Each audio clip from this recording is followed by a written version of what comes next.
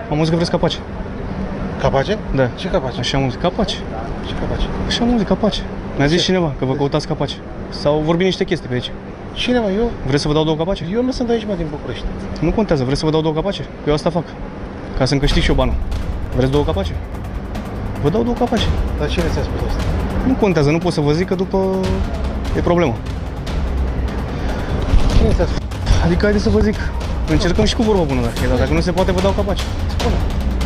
Vreți mai multe? Nu mă spune. Am două la un leu.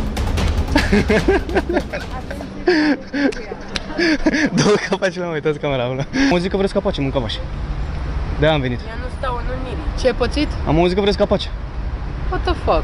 Cine ți-a Nu că spus what the asta? fuck, așa am auzit că vreți capace și am venit să vi le dau dacă vreți capace. Cine ți-a spus asta? Nu contează cine mi-a zis. Păi și de ce îi crede oamenii ăia dacă știi că oamenii ăia nu știe Pentru ceea că ce n-avea trebuie? motiv să mă mintă. Mă înțelegi? Și ți-a arătat persoanele pe care trebuie arătat să despre primească cine e vorba. capace? Da, Păi și da. dă-le capace. Dacă ți-a Vrei să-ți arătat. dau două capace? De ce? Pentru că văd că le ceri. Nu le cer, te Vrei întreb. două capace? Nu. Ia zi, vrei două capace? Păi zi, mă, cine Păi a dar veni vorbit? degeaba sau ce? Cum adică? Veni să-mi pierd timpul sau Zi, mă, ce? cine Cineva a are zis să motiv vin care te-a chemat ca să le dai Păi niște exact, capace. nu, dar știi care e treaba?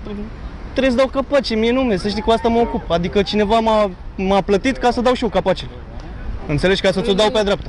Vrei două capace? Nu, ți-am spus din Îți prima. dau și mai multe dacă vrei. De ce, Chiar că nu omule? glumesc. Nu, pe am spus că glumești?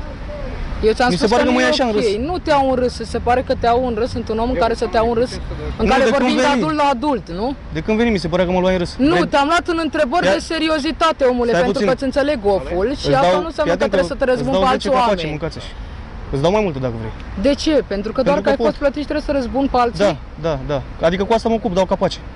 Mă înțelegi? Foarte trist, omule.